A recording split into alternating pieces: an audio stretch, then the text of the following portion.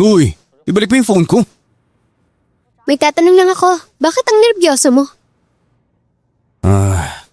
Anong gusto mo sabihin para magpasalamat? Iwasan na lang natin. Ang corny kasi. Salamat talaga. May utang na loob ako sa'yo eh. Pero, pwede mo bang i-delete yung surveillance video? Nasaan yung surveillance video? Diba sinabi mong ikaw ang kumuha ng footage kay Chenin? Ikaw naman. Akala mo ba kaya kong i-access yun sa security room? Kakapanood mo yun ng movie. Niloko mo siya? At naniwala naman ako. Para linlangin ang kalaban, dapat linlangin mo muna sarili mong tropa. Paano mo naman nasabi na tropa mo ako ah? Sabihin mo, ba't ka nandito ngayon? Wala. Ibabalik ko lang yung pera na pinuutang mo sa akin dati. Sa'yo na lang muna yan. Pambili ng snacks. Para hindi na kina-istorbo yung palagi pag may pinapagawa ko. At sinong nagsabing magpapautos pa rin ako sa'yo? Di ba may utang ka pang loob sa akin? Simula ngayon, baon ko. Ikaw nang bahala.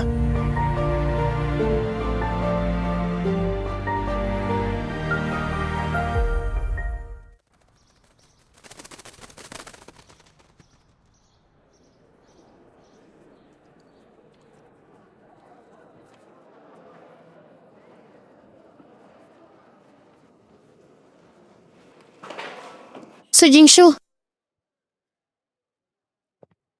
bakit hindi ka pumasok kanina? Alam mo rin naman ang sagot dyan. Alam na raw ni Teacher Ma. Ikaw ba nagsabi? Hindi ako. Dahil nangako ako sa'yo na hindi ko sasabihin kahit kanino. Pero ngayon alam na ng mga teacher. Pati parents ko alam na rin. Lilipat ako ng school bukas. Wasak na ang buhay ko. Dahil lahat ng kasalanan mo! Uulitin ko lang ah. Pinakaaya ko talaga yung hindi marunong tumupad. Hindi ako nagsumbong. Mananagot ako sa mga salita at gawa ko. Sana ikaw din managot sa mga ginawa mo. Hindi na ba ikaw nagsabi? Si Chuyuning ang nagsumbong. Kayo na ang magkakampi!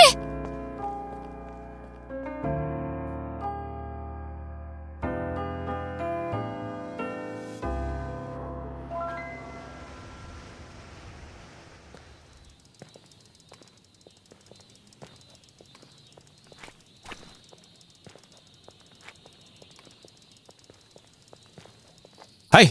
Sudensu. Atin na kita, gusto mo? Lumayo ka. Ayoko makapag-usap sa'yo. Bakit? Ang init ang ulo mo. Kanina lang ang bait-bait mo sa akin eh. Ngayon ko lang nalaman, mas mabilis pala magbago ang mood ng babae kaysa sa panahon. Tigilan mo na nga ako. Ikaw ang nagsumbong tungkol kay Chenyin. Hindi no. Hindi ako. Tayong dalawa lang ang may alam nun. Wala kang ginawa pero ayaw mo ring umamin. So, ako na ngayon ang may kasalanan na nanloko sa'yo? Ano nangyari kay Chenyin? Kasalanan din niya yun. Ibang usapan yun. Nagkasundo tayo kahapon ng sikreto lang, di ba? Nangako ka sa akin, di ba? Chuyuning, ang pinakaayaw ko yung hindi tumutupad sa usapan.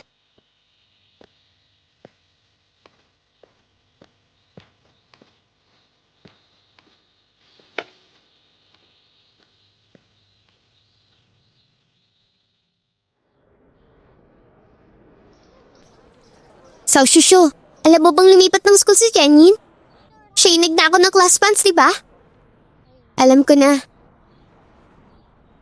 Ang kapal ng mukha niyang magnakaw. Buti na lang lumipat siya. Kung hindi, hindi ko siya palalampasin.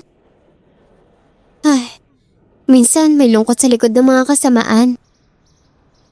Pero, paano kaya nalaman ni Lauma? Bukod sa akin, si Chuyuning lang ang may alam nito. Kung hindi siya, sino pa? Imposible. Takot nga sa gulo yun eh. Lagi siyang umiiwas sa mga teacher. Paano pa siya maglalakas loob na magsumbong sa office? At saka, baka hindi lang kayong dalawang may alam. Sa tingin ko, may espiya si Langwa sa klase natin. Mag-ingat tayo next time. Nagkamali ba ako ng hinala sa kanya?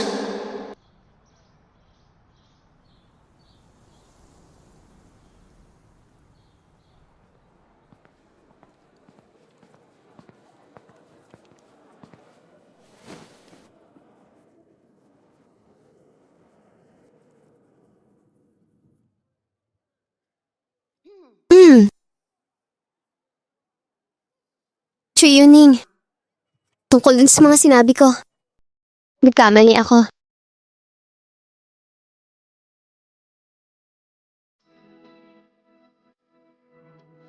Oo, nagkamali ka.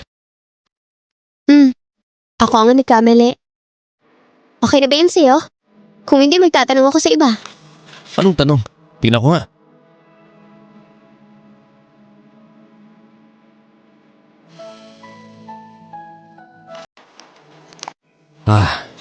Madali ang tanong na to. Oh, tingnan mo. Tama naman yung naunang step mo. Dito ka mag-umpisa ulit. Dapat, sinubstitute mo na yung constant. Halika kayo dito, kayong dalawa. Ayon sa mga kaklase ninyo, marami raw nangyaring kabalian. Pinaupo ko kayo magkatabi. Baka hindi ko naisip mabuti. Kaya, paghiwalayin ko na lang muna kayo. Okay lang ba sa inyo? Teacher, wala akong reklamo. Teacher, may reklamo ko. Feeling ko okay lang naman kami ni Su na magkatabi. Ba't kailangan pa kami paghiwalayin? Kaya ko kayo pinaupo noon na magkatabi para tulungan nyo ang isa't isa. Pero sa nakikita ko, parang wala namang nangyari. Kaya ayusin ko na lang ang upuan ninyo. Sino nang sabing walang effect? Napansin kong tumaas ang math grades ni Su. Tama? Sa tingin ko, okay kami. Ikaw naman. Narinig kong dati kang sa Sengsong galing. Top student ka raw doon. Bakit pagdating sa Sengsong, bagsak lahat ng subject mo? May teacher pa nga na nagsabi na lagi ka raw inaantok sa klase. Talagang wala ka lang sa focus. Baka mas bagay na sa iyo ang ibang kadesk. Teacher, hindi pa lang po ako nakakapag-adjust. Malaking tulong po sa akin si Su. Babangon po ako sa grades ko. Ganito na lang.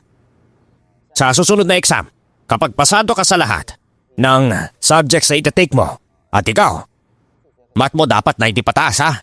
Saka ko lang kayo pagsasamahin ulit. Kung hindi, kailangan ko na kayong paghiwalayin. Walang problema.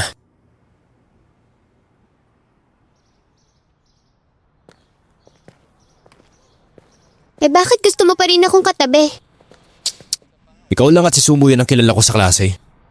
Mas tamad pa siya sa akin. Mas sanay na ako sa'yo, no? Tinatamad na rin ako mag-adjust. Tingin mo tagadala pa rin ako ng gamit mo? Loko ka talaga. Ano na naman yan? Simula ngayon, magkaalyado na tayo. Dapat open ang communication natin. Nasiraan ka na ba ng bait?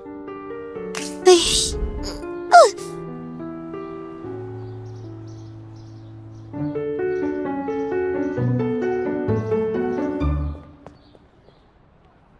So Jingshu, kain ka ng almusal.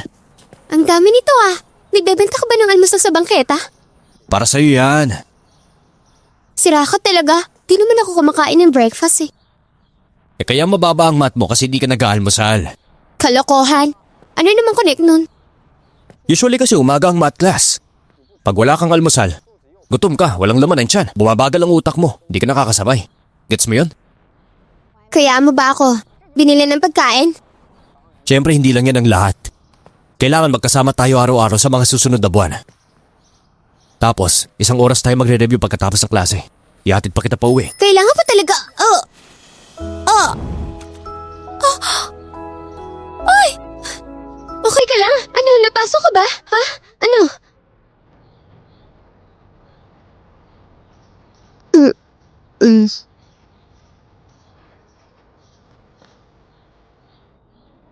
Ay naku, ikaw talaga. Gusto mo ba talagang gawing mapang polo ko? Sorry talaga. Kasalanan ko lahat. Anong gagawin ko ngayon? Okay lang yan. Tatanggalin ko na lang itong polo ko. Uniform na jacket lang isuot ko. Ganun ba?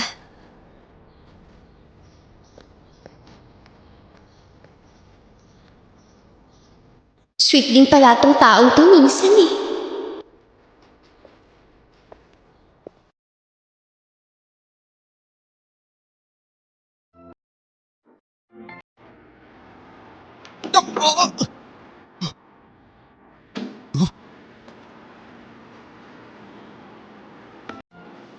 Eto na! Yan na! Woo! Bilis, bilis!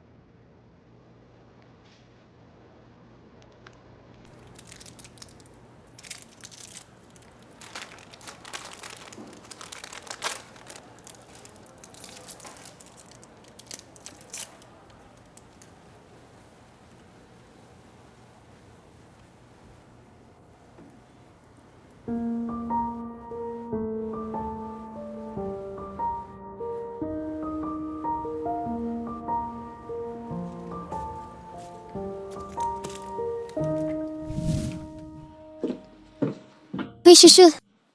May darating na taga Maxims. Pag-uusapan natin mamaya yung copyrights ng nobela at pelikula. Walang problema. Matagal ko di siya kilala.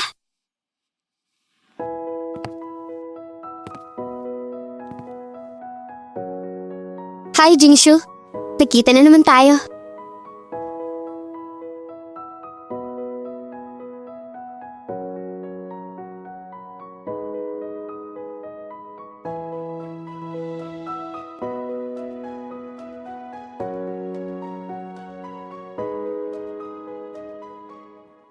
Dito muna tayo ngayon. Excited na ako sa operation natin. Ingat ka. Pasamahan na kita sa assistant ko. Ay, nga pala. Bumalik na siya.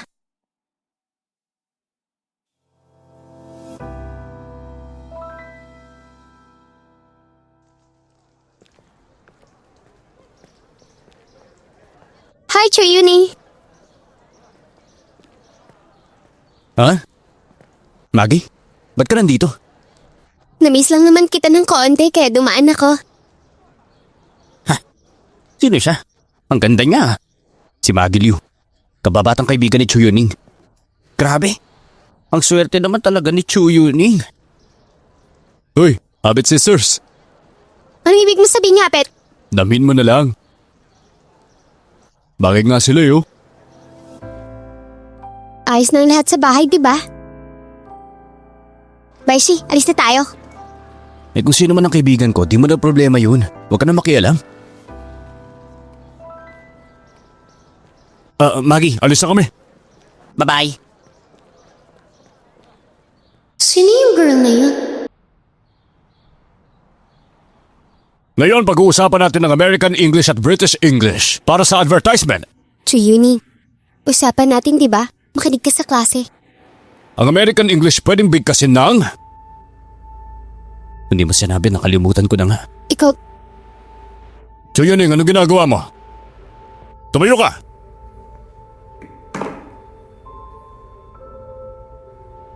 Bakit wala ka sa sarili mo habang klase? Ang boring kasi, hindi ko gets. Boring daw ang klase ko? Lumabas ka na nga lang. Huwag ka na pumasok sa klase ko. Kung ayaw mo, edi wag. Tumayo ka sa labas at magmuli-muli ka.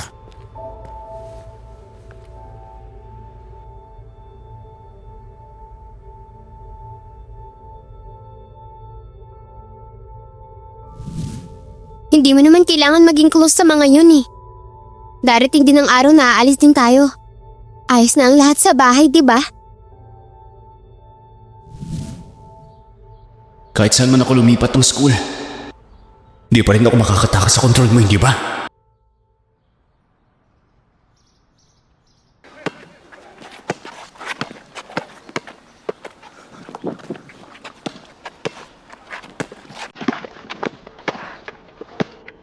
Wait lang, time out muna. Sino naman nakasagupa mo, ha? Nararamdaman mo ba na minsan ang boring ng buhay? Ano meron? Sobrang lungkot mo na gusto mo magpakamatay? Heartbroken? Seryoso ako. Pagka-graduate ng high school, mag-aaral ako sa abroad. Ayos na lahat ni Papa. Astig ah! Mas masaya siguro sa university sa abroad. Sinubukan ko naman talaga eh. Gusto ko mapansin ng iba. Gusto ko malaman ng pamilya ko kung anong kaya ko.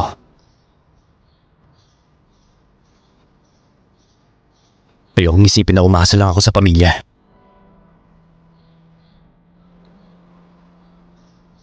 Naalala ko noon parang ikaw yung top student. Pero ngayon parang wala ka ng paki sa lahat. Makinig ka nga. Hindi pwedeng pabayaan mo na lang ang sarili mo dahil na down ka. Ang slow mo talaga. Uyuan. Alam mo ba? Kahit mataas o mababa ang grades ko sa exam, pagka-graduate ko ng high school, gagastasan ako para makapag-aral sa US, pandagdag ng resume. Kahit makuha ko man yung diploma o hindi, pagbalik ko dito, papasok pa rin ako sa kumpanya ni Papa. At sa huli, papalit ako sa kanya. Hindi ako nagpapakawalang kwenta. Araw-araw ginugulo niya ako. Hindi ko lang talaga maintindihan ang pinagdadaanan mo. Pero alam mo, hindi ka na masaya ngayon. Ulitin ko lang, kung may gusto ko sabihin, tutulungan kita dyan. Ayos, sapat na yung sinabi mo. Wala talaga makakatulong sa akin. Tara, wag ka na mag-isip. Balik na tayo. Ikaw na muna mauna. Ayaw mo nang pumasok. Lalaro muna ako.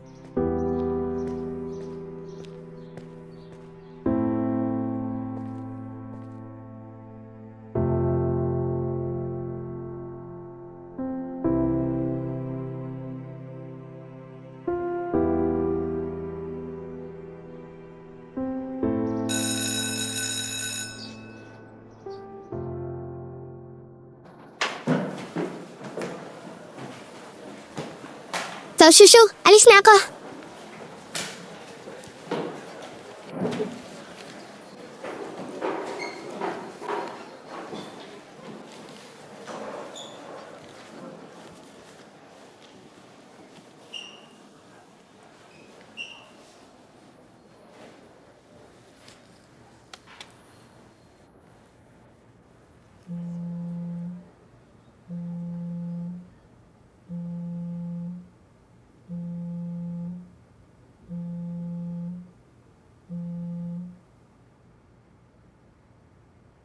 Saan ka na naman nagpuntang bata ka? Sabi ng teacher mo, hindi ka na naman pumasok. Pinabayaran ko yung pag-aaral mo. Ipapadala kita sa Amerika. Ganito lang wawaldasin mo sa pera ko? Hello po, Uncle. Hindi po nadala ni Chuyuni yung cellphone niya. Sino ka? Classmate niya po ako, katabi sa upuan. Pakibigay na lang yung phone kay Juning.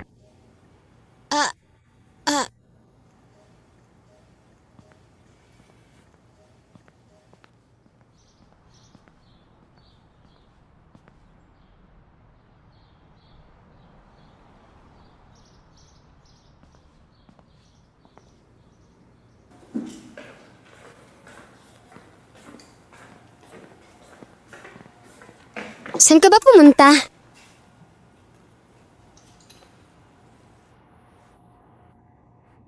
Anong pakialam mo? Akala mo ba kinokontrol kita? Yung papa mo yung nag-utos na mag-review ka. Wala naman may paki sa akin eh. Pwede ba mag-isa muna ako ha?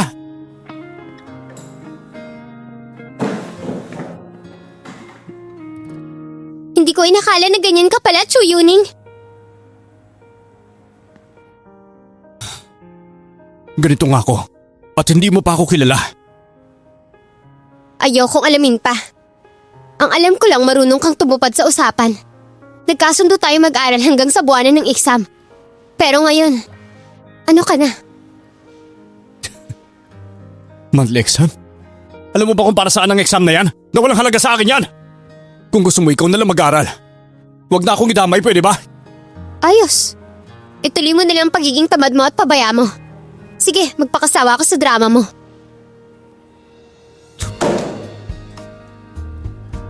Sana paghiwalay na tayo na agad ng teacher.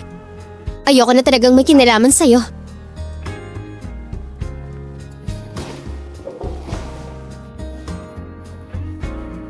Chuyone, wala kang kaalam-alam sa tunay na ibig sabihin ng pagiging seatmate.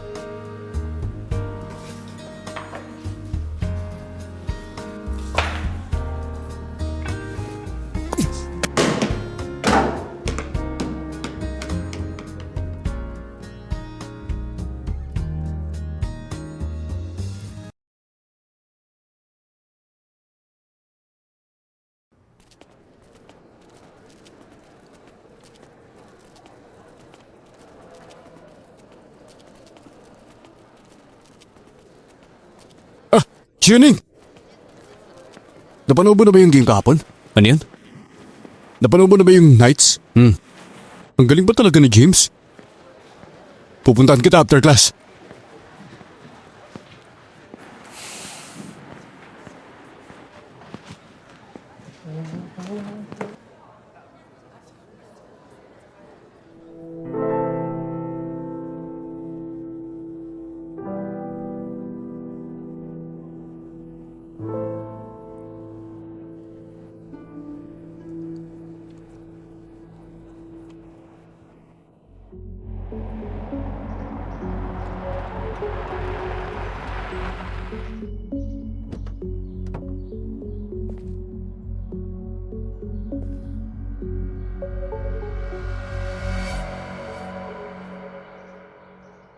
Magantay ka ng 30 minutes.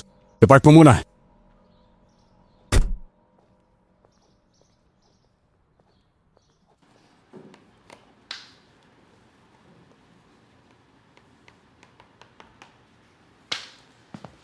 Okay, class.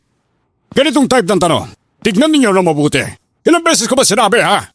Nag-iba lang yung formula, hindi nyo na nakilala. Hindi ko alam ngayon. Tingnan nyo muna, hindi sapat ang memorization lang ng formulas. Kailangan matuto kayong gamitin to ng flexible. Okay? Teacher Wei, sorry po sa abala. Okay lang. Si Chuyuning po pinapatawag na magulang niya. Sige, okay lang. Halika Chuyuning, punta tayo sa office.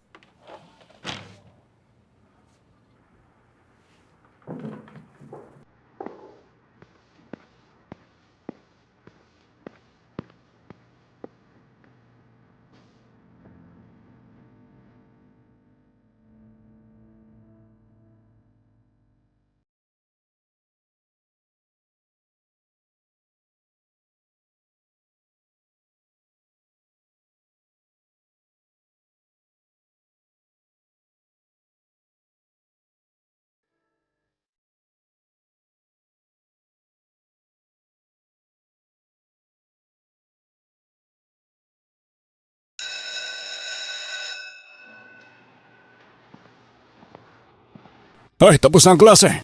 Class officer, pakikuha yung test paper sa office ko. Teacher, pupunta lang po ako ng CR. Ba't ang dami mong ginagawa?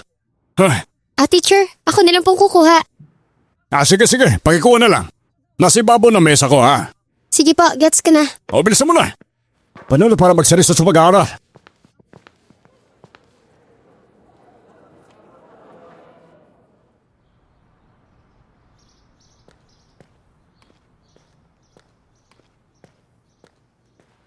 Ano bang iniisip mo nitong mga nakaraan?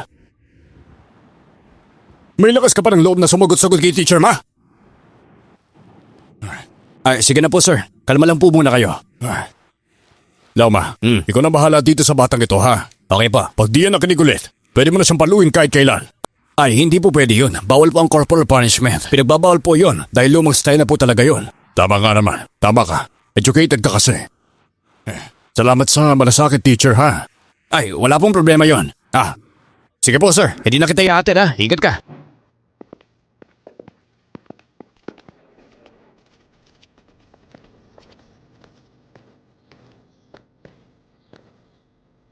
Maging totoo ka sa akin. Kapag sumagot ka pa ulit sa teacher mo, ipapahiya talaga kita. Mapapahiya ka rin. Kung ako merong hiya, ikaw wala na. Nakalimutan mo na ba kung paano ka lumipat mula Shenzong? Ngayon nasa Shenzong ka na, ganyan ka pa rin.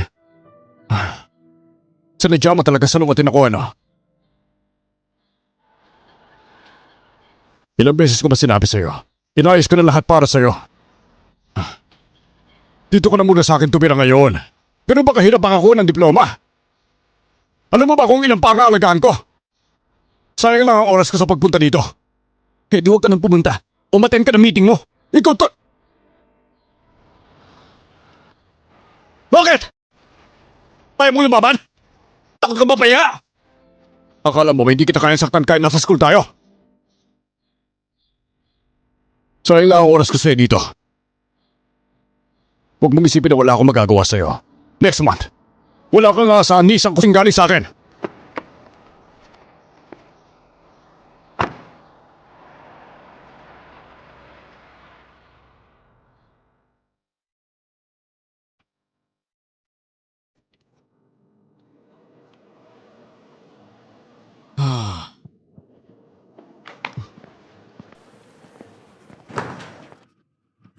Sumo yan. May tatanong ako sa'yo.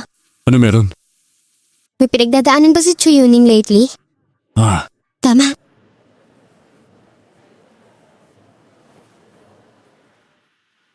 Sige na, ikaw na magsabi. Bata ka pa eh. Pinapunta siya ng tatay niya sa abroad, pero ayaw niya. Kaya lumala ang away nila mag-ama. Kaya ganyan ang sitwasyon niya ngayon.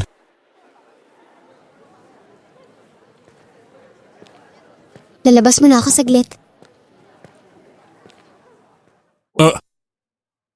tingnan mo yung katabi mo. Gayahin mo siya.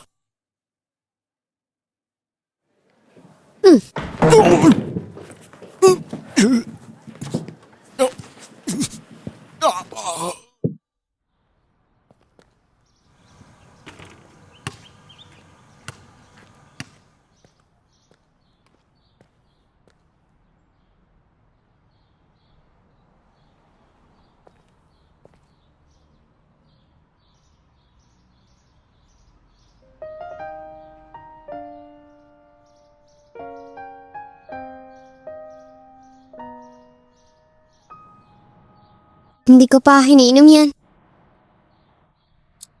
Ba't ka nandito ha? Para pagtawanan ako? Wala naman nakakatawa sa'yo. Noon lang nung binuhusan kita ng soy milk, natawa talaga ako. Yung plano ng pamilya mo na pag-aralin ka abroad, alam ko na. Ay, si Subo yung bungangero talaga eh. Buhay ko to. Ako dapat na may desisyon. Huwag mo nang pakialaman. Wala namang makakatulong sa'yo eh. Sarili mo lang ang asahan mo, pero di ko inaakala. Chuyuning, ang hina mo pala. O kung hindi, ano magagawa mo? Sabihin mo nga.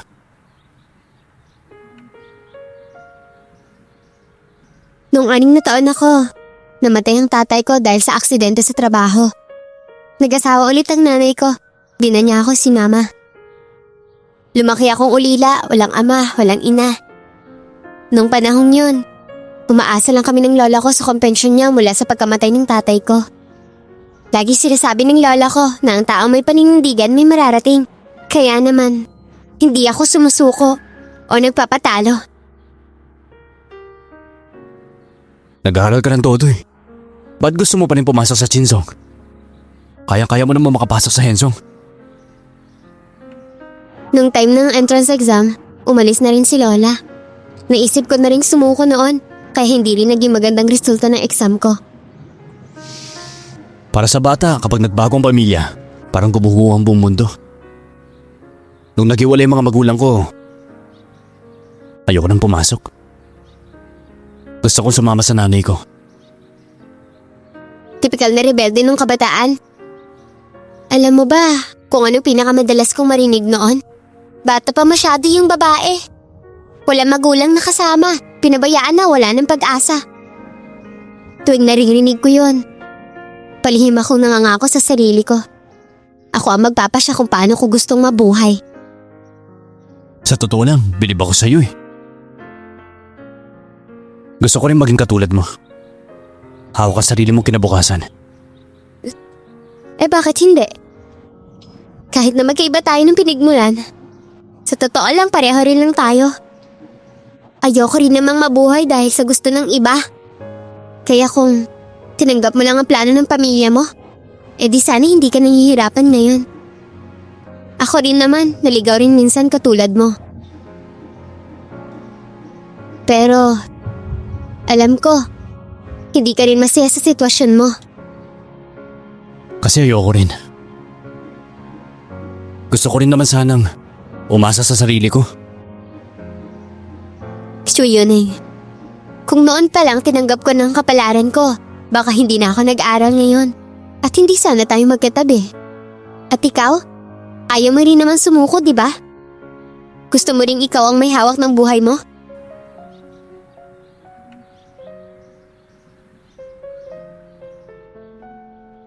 Oo. Kung ganun simula ngayon, sabay nating harapin. Tayo may control sa future natin. Game?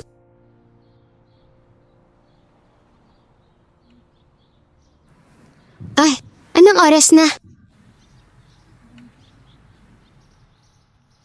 Tingnan mo nga.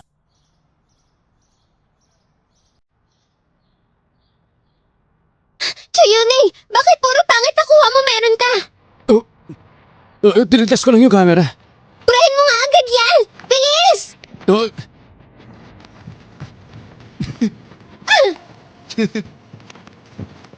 Ano ba?